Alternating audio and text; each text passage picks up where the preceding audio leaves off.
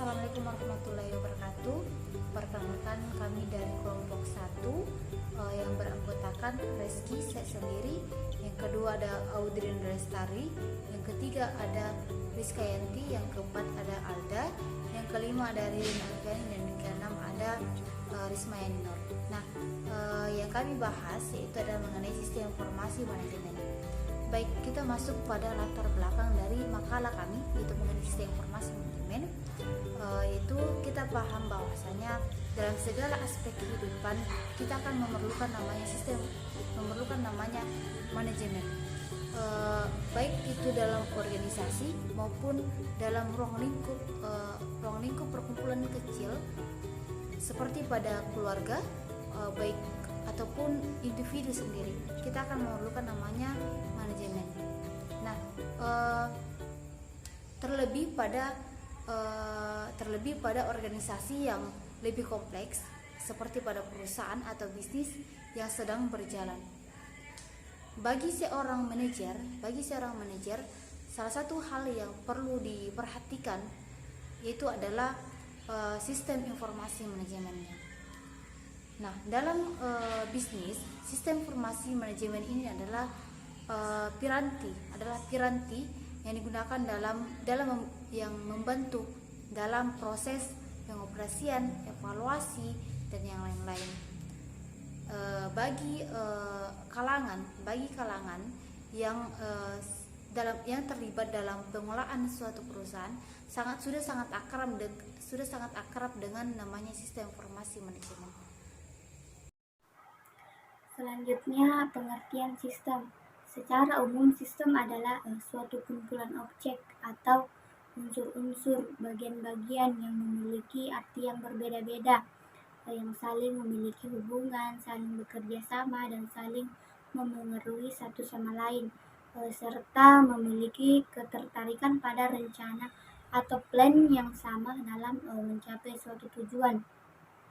Dan adapun sistem menurut para ahli sistem, menurut Ludwig von Bartholomä menyatakan bahwa sistem adalah suatu kumpulan unsur yang berada pada kondisi yang saling berinteraksi. Assalamualaikum warahmatullahi wabarakatuh. Perkenalkan, nama saya Audrey Lestari, NIM 2004030202. Saya akan menjelaskan materi tentang karakteristik sistem. Karakteristik sistem sendiri terbagi menjadi beberapa bagian. Yang pertama ada komponen sistem. Komponen sistem ini merupakan suatu sistem yang terdiri dari sejumlah komponen yang saling berinteraksi atau yang saling bekerja sama dalam membentuk satu kesatuan.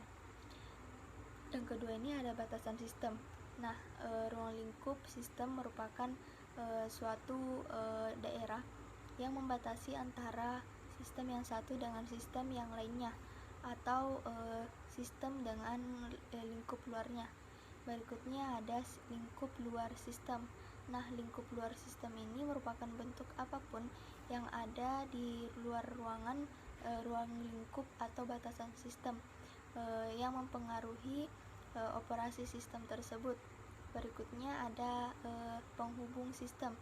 Nah, penghubung sistem ini biasa disebut juga dengan interface, yang merupakan media yang menghubungkan antara sistem satu dengan subsistem yang lainnya. Berikutnya ada masukan atau input. Di sini input merupakan energi yang dimasukkan ke dalam sistem yang disebut dengan masukan sistem, yang dapat berupa pemeliharaan atau maintenance input, dan signal atau sinyal input. Nah, berikutnya ada keluaran sistem atau output. Di sini keluaran sistem atau output ini merupakan hasil energi yang sudah diolah dan diklasifikasikan menjadi keluaran yang berguna. Nah, keluaran ini merupakan masukan bagi subsistem yang lain. Terus berikutnya ada pengolahan sistem atau proses. Nah, dalam proses ini suatu sistem dapat mempunyai suatu proses yang akan mengubah masukan menjadi keluaran. Nah, berikutnya ada sasaran sistem atau objektif. Nah, suatu sistem ini memiliki tujuan dan sasaran yang pasti dan bersifat deterministik. Kalau suatu sistem tidak memiliki sasaran, maka operasi sistem tidak ada gunanya.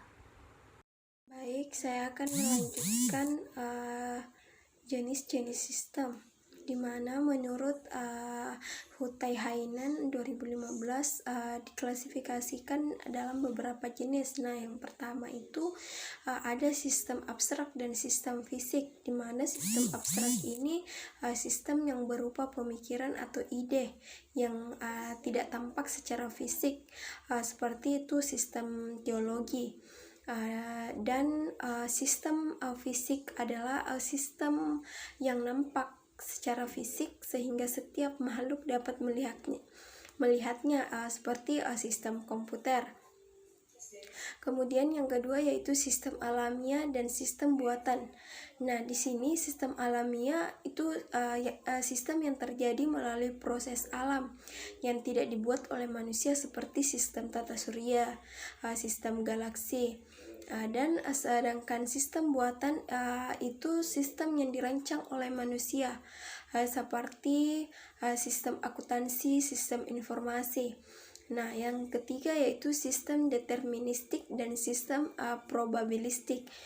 Nah, sistem deterministik ini sistem yang beroperasi dengan tingkah laku yang sudah diprediksi, seperti misalkan sistem komputer, yang dimana sistem tingkah lakunya dapat dipastikan berdasarkan program-program komputer yang dijalankan. Nah, yang kedua yaitu sistem probabilistik, di mana sistem ini sistem yang kondisinya di masa depan yang tidak dapat diprediksi karena mengandung unsur probabilistik seperti sistem manusia. Yang terakhir yaitu sistem terbuka dan sistem tertutup, di mana sistem terbuka ini sistem yang berhubungan dan berpengaruh dengan lingkungan luar, dan yang sedangkan sistem tertutup yaitu sistem yang berhubungan dan tidak terpengaruh dengan lingkungan luarnya. Cukup sekian dari saya. Baiklah, di sini saya akan menjelaskan materi tentang model sistem, di mana yang pertama itu ada model fisik, yang kedua model naratif, dan yang ketiga itu model grafik serta model matematika. Di mana model fisik adalah penggambaran intensitas dalam bentuk 3 dimensi. Model fisik ini digunakan dalam dunia bisnis, meliputi pusat perbelanjaan atau properti model baru, di mana model fisik ini membantu suatu tujuan yang tidak dapat dipenuhi oleh benda nyata. Contohnya itu investor, pusat perbelanjaan, dan pembuat mobil dapat membuat sejumlah perubahan dengan lebih mudah melalui rancangan model fisik mereka dibandingkan dengan produk akhir. Yang kedua itu ada model naratif. Yang kedua itu ada model naratif, di mana model naratif ini menggambarkan intensitasnya secara lisan atau tulisan. Semua komunikasi bisnis adalah model naratif, sehingga model naratif merupakan model yang paling populer. Model ini juga sering digunakan oleh para manajer, namun jarang dikenal sebagai model. Yang ketiga itu ada model grafik, di mana model grafik ini menggambarkan intensitasnya dengan sejumlah garis, simbol, atau bentuk. Model grafik ini digunakan dalam bisnis untuk mengkomunikasikan informasi. Banyak laporan tahunan perusahaan kepada para pemegang saham berisikan grafik-grafik berwarna. Nah, untuk menyampaikan model keuangan perusahaan, grafik juga digunakan untuk mengkomunikasikan informasi kepada para manajer. Model grafik juga digunakan dalam rancangan sistem informasi. Banyak peralatan yang digunakan oleh analisis sistem dan programmer yang bersifat grafik. Contohnya itu dengan bagan arus. Yang keempat itu model matematika.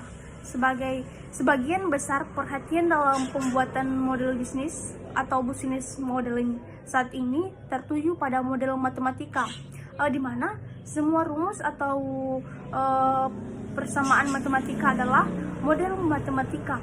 Meski matematika yang digunakan para manajer bisnis umumnya tidak lebih rumit daripada model yang bisa digunakan dalam matematika. Keunggulan model matematika ini adalah ketelitiannya dalam menjelaskan hubungan antar berbagai bagian dari suatu objek, serta menyediakan kemampuan prediksi.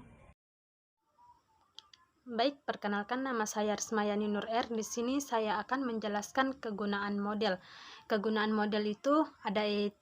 Yang pertama itu mempermudah pengertian atau pemahaman. Suatu model pasti lebih sederhana daripada entitasnya. Entitas lebih mudah dimengerti jika elemen-elemennya dan hubungannya disajikan secara sederhana. Yang kedua itu mempermudah komunikasi. Setelah pemecah masalah mengerti entitasnya, pengertian tersebut sering perlu dikomunikasikan pada yang lain. Yang ketiga itu memperkirakan masa depan. Ketelitian dalam menggambarkan entitas membuat model matematika dapat memberikan kemampuan yang tidak dapat dimiliki oleh jenis model lainnya. Selanjutnya itu kesimpulan. Jadi secara umum sistem adalah suatu kumpulan objek atau unsur-unsur atau bagian-bagian yang dimiliki arti berbeda-beda yang saling memiliki hubungan, saling bekerja sama, dan saling memengaruhi satu sama lain, serta memiliki keterikatan pada rencana atau plan yang sama dalam mencapai suatu tujuan tertentu pada lingkungan yang kompleks.